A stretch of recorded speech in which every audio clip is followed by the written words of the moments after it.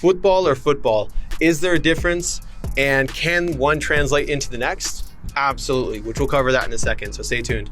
So it's very likely that if you are a soccer player or a football player, you very likely come from a background in the soccer realm of some sorts, and you're just now getting into the swing of kicking a football. So the main difference, of course, is there is a difference in the shape of the ball, and that does definitely influence the way that you hit it. Because traditionally, people think that you need to kick it the exact same way, and it couldn't be farther from the truth, because if you do approach it the exact same way that like you do in soccer, you're gonna get very low driving kicks or a lot of curve on the kicks, and it's definitely not going to be consistent enough to make it long term in a American football career.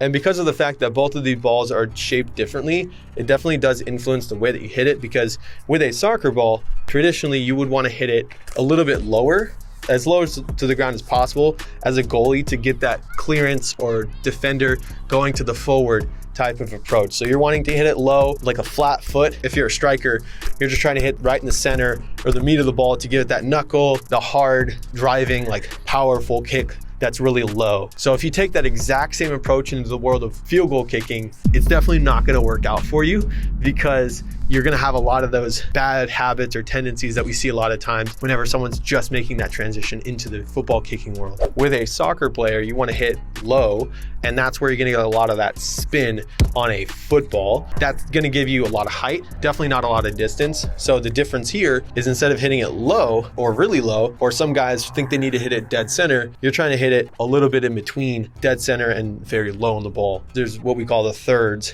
So you take the top third, the middle third, and the bottom third. You want to hit it right here in that sweet spot just under center.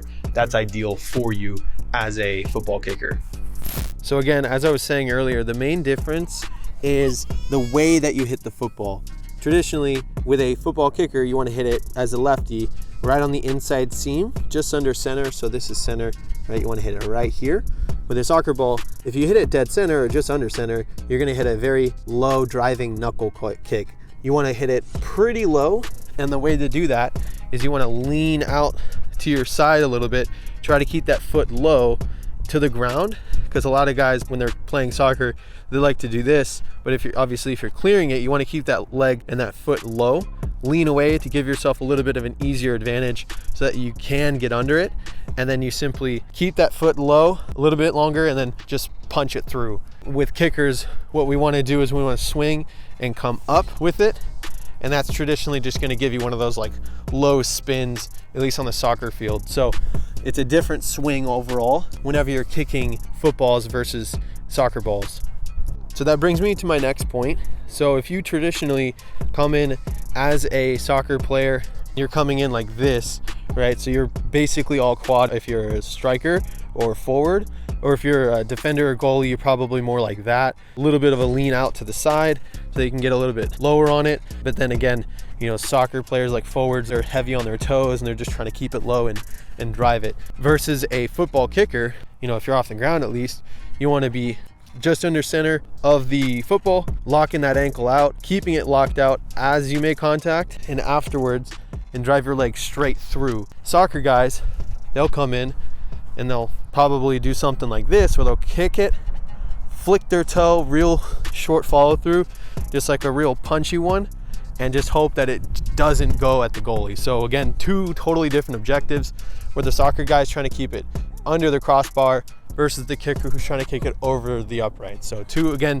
totally different objectives, and that will then lead you to two different outcomes. So if your goal is to hit it high, you're going to lock that leg out, drive it up, and ideally get it over the defenders and over the uprights, versus the soccer player, you're trying to keep it low and away from the goalie. Two different follow-throughs, two different approaches, two different ways to swing your foot.